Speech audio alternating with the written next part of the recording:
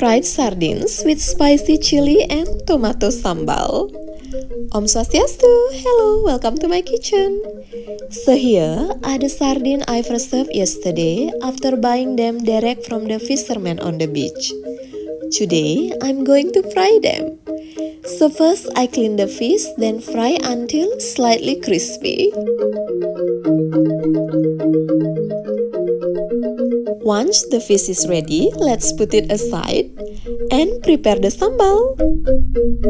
First, slice thinly the shallot, chop finely the garlic, slice thinly the chilies and tomatoes.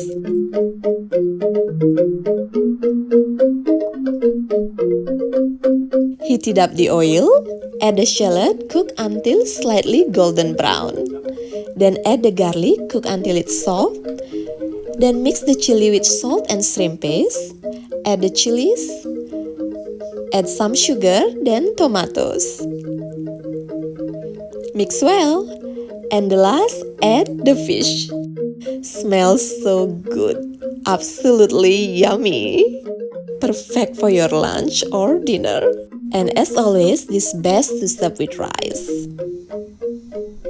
Hope you enjoy the video. Matur suksema. Happy cooking!